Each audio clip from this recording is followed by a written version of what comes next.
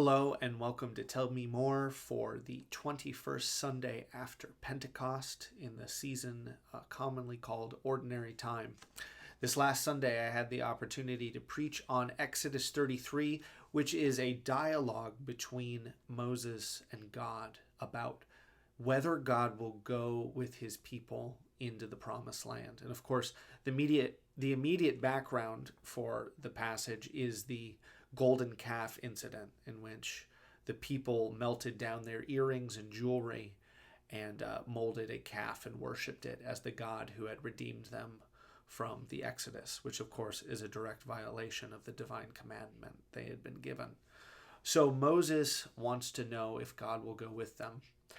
And it's amazing if you watch or read the dialogue between Moses and God. There's this back and forth, and everything that Moses uses as a bargaining chip with God in the scenario is not something that Moses had accomplished or earned, or it was all things that God had given him. So every chip he's using to bargain with is one that God, in fact, gave to Moses and to his people.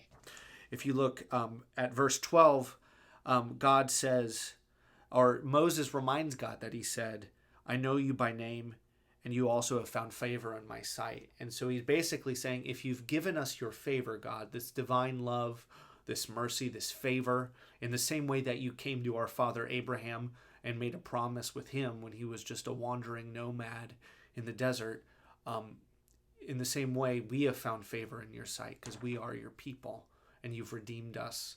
So you can't go back on that promise now, God, essentially Moses said. And then later in verse 13, Moses reminds God, he says, "And remember, this is your people." So in both cases, Moses is over and over again showing God, or reminding God rather, that he had made promises.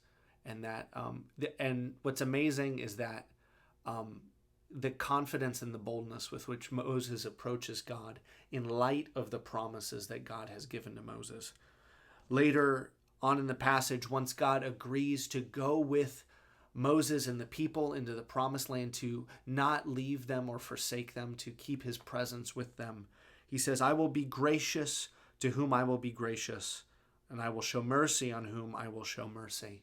And so clearly he is reiterating his character as a God who shows mercy and grace, and especially to those on whom he has laid his favor. Or as Mary will say in the Magnificat, his mercy is on those from generation to generation who fear him. And then at the very end of the passage, I didn't spend a lot of time talking about this, but when Moses goes to see God's glory, God puts him in the cleft of the rock. And God just says that he will cover him with his hand until he passed by. And then I will take away my hand, and you shall see my back. And so in that moment, God is in a sense protecting Moses from something he's not yet ready to encounter, which is the beauty, the majesty, the glory, the perfection of his presence. Because no one can see the face of God and live. And so this, of course, reminds us of the amazing hymn that we sang on Sunday, which is, "Rock of ages, cleft for me, let me hide myself in thee." And so it's in Jesus Christ that the hand of God's mercy covers over us in our frailty and our weakness and allows us to get closer to God, and even closer than Moses did, because, as the author of Hebrews tells us, we are now with boldness able to enter the throne room of grace and find mercy to help in time of need. And so the good news of the gospel that we see prefigured or foreshadowed in the life of Moses is that even though our sin has separated us from God, and even though the people were disobedient and worshipped false idols, and we still do the same thing today, God comes near them. He came near to Moses due to the promise he had given him and covered him with his hand, and he comes near to us in Jesus Christ, and even clothes us with Christ, as St. Paul says, so that we are able to stand before God, holy, blameless, and righteous. And as Moses said, we know that we have found favor in his sight and that he knows us by name. Amen.